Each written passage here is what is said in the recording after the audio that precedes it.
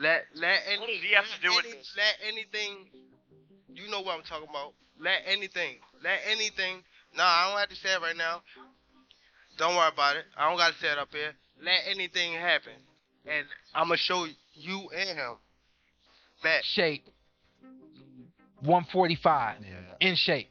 You know what I mean? So this is different from a Crawford coming up to 168, but we know his walk around weight is probably Believe that was too insane and honestly just baffling to think would be a real fight in 2025. Reminds you that combat sports are the craziest sports on the planet. Chaos erupted at the press conference for the Gervonta Davis versus Jake Paul showdown, transforming what was meant to be routine promotion into a full-blown confrontation. Davis lost his temper when questioned about choosing to fight Paul instead of higher-ranked opponents, while Paul seized a moment to mock Davis's background and personal controversies.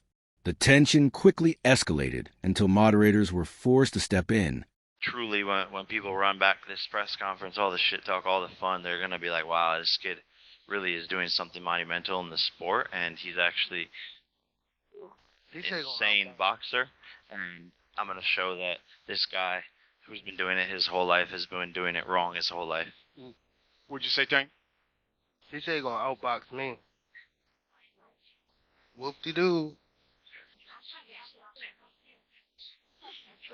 The one thing, when you have a fight of this magnitude, especially with Jake, because his appeal has been global. For you, Tank, do you think this is one of those fights where now all of a sudden you can show your boxing skills on a global scale to maybe people who weren't interested in boxing? All of a sudden they say, well, who is this guy?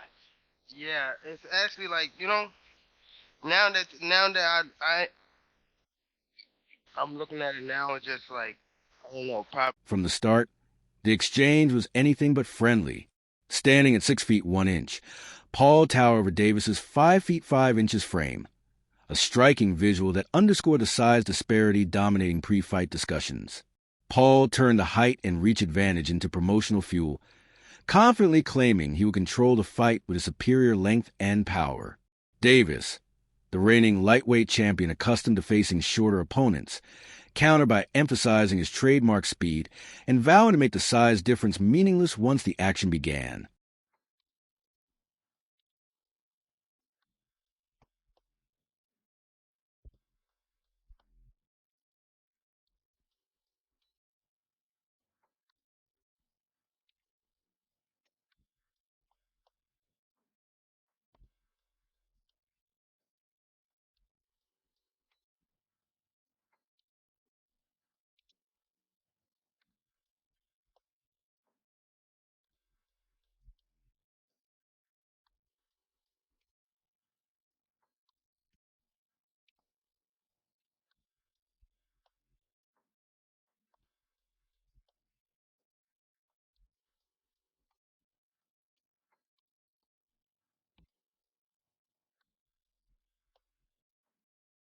One of the main flashpoints was the stark size difference between the fighters.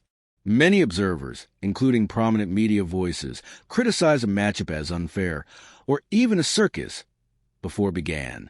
Davis, an undefeated and decorated lightweight champion, is facing a social media star-turned-boxer who naturally competes at much higher weights. The fight has been labeled an exhibition rather than professional title bout, further fueling the ongoing debate about its legitimacy. Yeah, that was that. This time, Jake Paul is to take on Tank Davis. Tank Davis, he was recently in the news for being arrested for a domestic violence incident involving one of his kids' mother. He was alleged to have slapped her about the place. Charges were later dropped, to be fair to him. But yeah, that was when he was last in the news.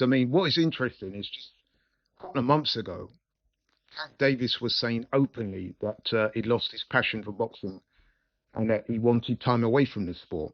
There was speculation that he might even retire as he was experiencing extreme mental fatigue from boxing, depression, and there were mental health concerns over him. However, I guess the opportunity to earn a truck full of money fighting a completely worthless exhibition fight against Jake Paul was enough to make him change his mind about boxing. Funny that, isn't it? But you know what? I'm not even going to waste your time or mine critiquing this utter nonsense. Suffice to say that this so-called fight we're talking about is an exhibition, and it's Jake Paul, who is a cruiserweight, by the way, weighs in excess of 200 pounds, and Tank Davis, who is, he was the WBA lightweight champion, who weighs in at about 135 pounds when he fights. So that's a disparity of some 65 pounds. In old money, that's about 4.5 stone. There's also a significant difference in height. Jake Paul is roughly, 6'1", 2. Gervonta Davis is 5'5" at best. So, there's a height disparity there of some 8 inches. And once again, this is Jake Paul showing total disrespect to boxing, in my opinion. Once again, continue to pimp out the sport for his own financial ends. And worse still, powers that be in boxing, allowing him to get away with it and facilitating this utter bullshit. And meanwhile, what's even worse about this is that meanwhile, the WBA lightweight title that Tank Davis should be defending against Lamont Roach in a rematch. I mean, they fought back. It's no secret that Paul thrives on theatrics and provocation, and this press conference was designed to create viral moments. From the clown gag to the shoving matches and pointed jabs about legal allegations, every element added to an atmosphere more reminiscent of a reality show confrontation than a traditional boxing event. Reports described the presser as sound and fury, signifying nothing, offering more spectacle than substance.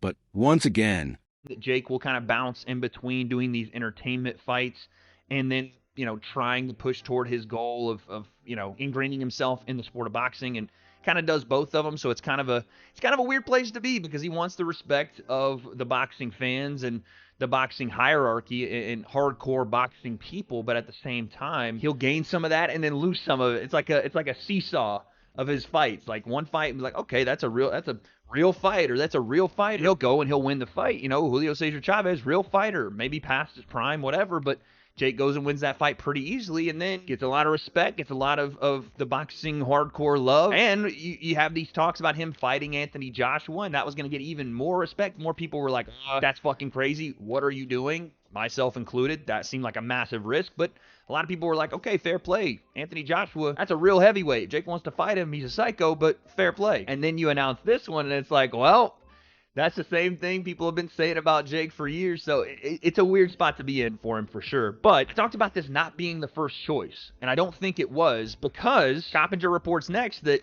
talks for Jake Paul to face Anthony Joshua collapsed over network issues. Now, we had all heard the talks, and they were pretty public, from Eddie Hearn, from Jake. Nakisa Badarian, Jake's manager, was over in the UK on, I think, Sky Sports, talking about the fight and saying how it was a real possibility. Keith Thurman highlighted an ironic truth about Gervonta Davis's critics, and he's not wrong. The same people who constantly bash Davis's performances are also the ones who never miss his fights. They claim his boxing skills fall short, yet they tune in every time he steps into the ring. Thurman argues that by giving him their attention, even if it's negative, they're boosting his visibility and keeping him relevant. Their criticism fuels his fame, making them unwitting supporters. In short, the harder they try to tear him down, the more they elevate his name.